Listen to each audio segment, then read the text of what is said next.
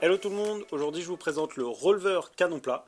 Donc là on est sur un mort qui est complètement en inox, donc le canon plat en inox comme ça. Pourquoi en inox? Pour avoir un mort qui ne bouge pas du tout et qui va garder sa structure et qui ne va pas du tout bouger avec le temps, parce que c'est le problème du cuivre, c'est que c'est toujours un petit peu plus tendre.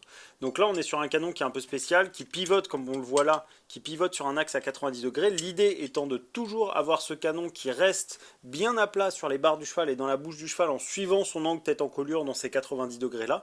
Donc voilà, on reste dans l'idée donc sur un mort qui peut avoir une grosse surface de contact, on laisse la place à la langue de se poser. Il y a des chevaux qui vont être plus dans le confort, on a une grande surface de contact.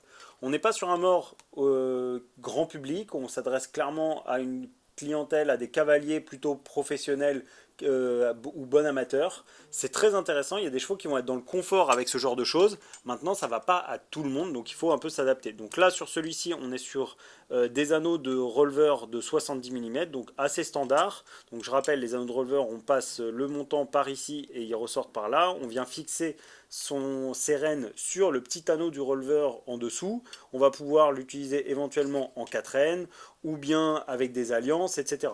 Donc l'idée du Rolver étant vraiment de réussir à rééquilibrer le cheval sur des chevaux qui ont un équilibre un petit peu horizontal comme ça, de réussir à les rééquilibrer, à les rebasculer un petit peu vers l'arrière. Avec l'avantage, c'est qu'avec ce gros canon, on va avoir vraiment une grosse surface de contact. Donc pour des chevaux qu'on a besoin un petit peu de réussir à assouplir dans le dos, c'est vraiment une très bonne option. Donc encore une fois, on s'adresse, c'est sûr, à une clientèle, à des cavaliers qui sont quand même plutôt bien avertis.